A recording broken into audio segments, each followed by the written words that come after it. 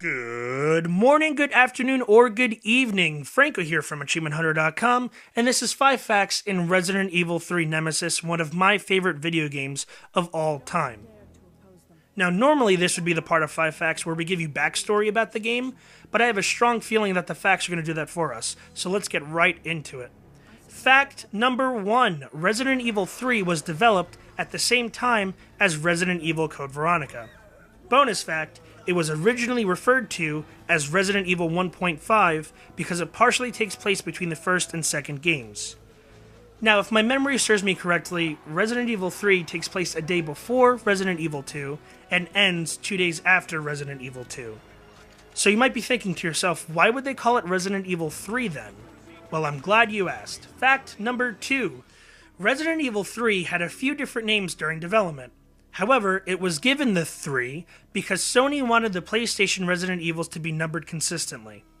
Basically, Capcom and Sony had a deal about releasing Resident Evils for the PlayStation, and Sony just wanted them to look pretty if displayed on a GameStop shelf or something. I'm sure Capcom didn't necessarily want to make a direct sequel, but the fact that Sony was pressuring them to put the 3 on it changed their plans a little bit. Speaking of plans, fact number 3. The original idea for Resident Evil 3 was going to have Hunk on a luxury cruise liner trying to retrieve a sample of the G-Virus.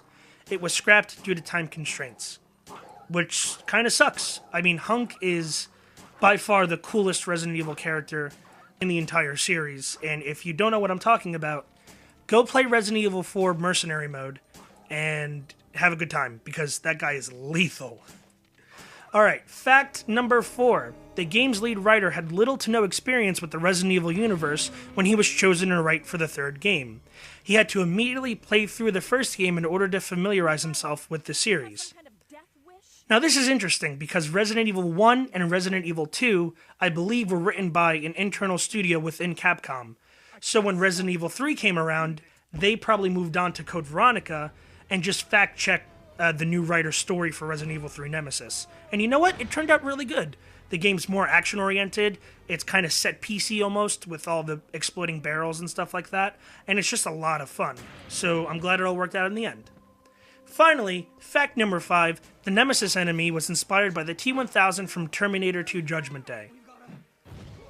If you want to be pissed off for, 5 hours straight, play Resident Evil 3 Nemesis on hard mode, which I didn't do for the footage because I'm a little bitch, but play it on hard mode and see how angry you get at Nemesis. He's the most persistent asshole I've ever seen in a video game, and I'm so glad, spoiler alert, you get to kill him in the end of the game, because if he had survived, I would not have played any of the other games.